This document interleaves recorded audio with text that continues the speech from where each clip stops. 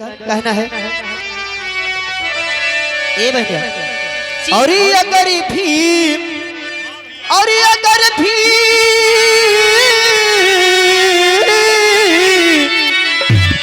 और अगर भीम और ये भारती में आए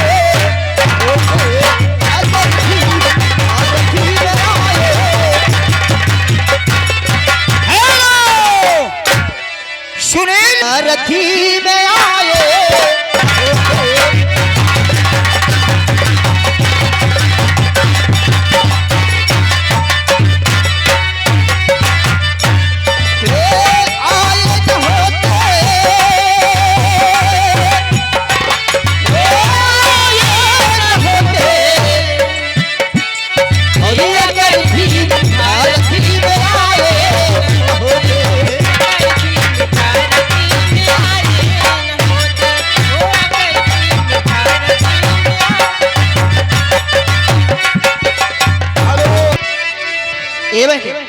क्या ख्याल है?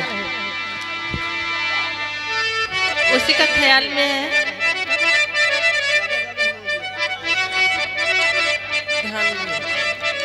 कहना है अरे अंगनवा खेल भीम ए अंगनवा खेल भीम जगा जगा नदिया अंगनवा भीम जगा जगा नदिया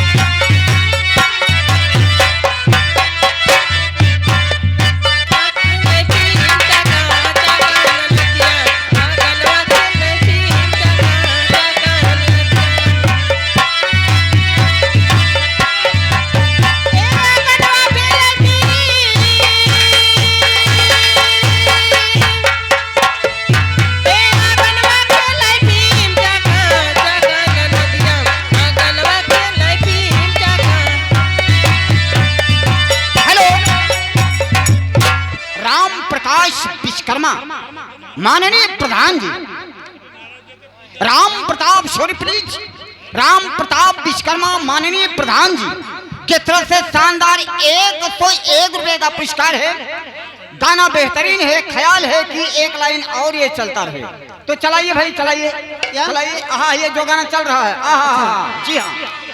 अंगनवा खेल भीम है अंगनवा खेल भीम जगा जगा नदिया अंगनवा खेल भीम जगा जगा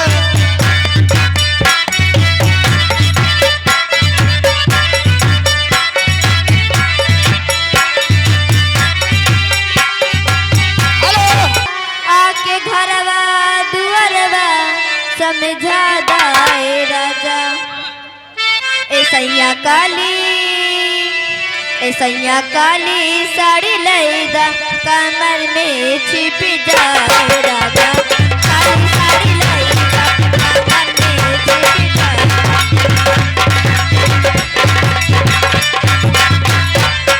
कमर में छिप जाए हो कमर में छिप जाए कमर में छिप जाए राजा काली साड़ी लैदा कमर में छिप जाए।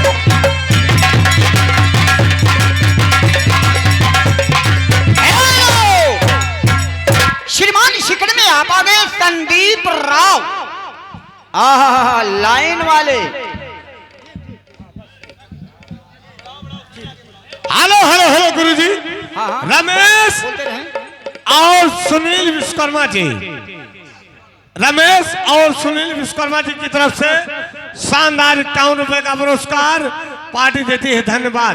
हेलो ये 10 रुपए का पुरस्कार हंसराम बादशाह ग्राम सभा नापुसरिया के निवासी हैं, हमारी पार्टी को दे रहे हैं। हम कंपनी की तरफ से लाख लाख धन्यवाद है।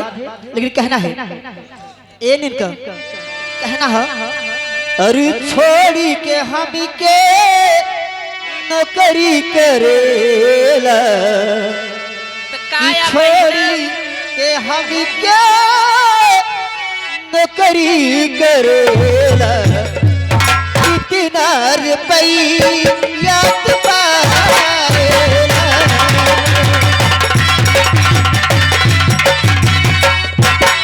Hello hello hello hello stop stop. देखिए जनता का कहना है कि सुई तेज दौड़ रही है, इसलिए चलते चलते कृष्णा कृष्णा बोल प्यारे एक बार लगा दो। ठीक है। ओ सैया जी राजा जी, ओ सैया जी राजा जी, यादें बहरे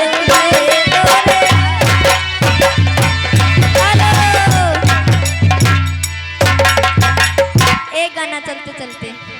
हो आँखों से आँखी न मिलैहा, ओ मोरे राजा। हो आँखों से आँखी न मिलैहा, परदेसी माजा धीरे लैहा। आँखों से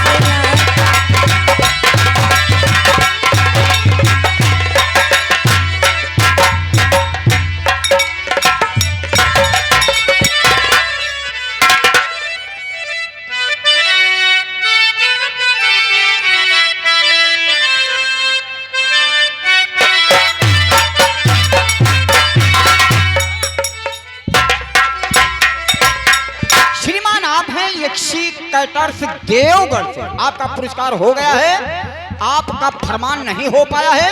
आइए इसी पर्दे पावदान पे यानी कि दूसरे पर्दे पावदान पे, लेकिन पैल की झंकार, गीतों की बौछार, आप आ रही हैं मिस रूहाना देवी, मिस खावड़ी देवी, जिला जौनपुरिया।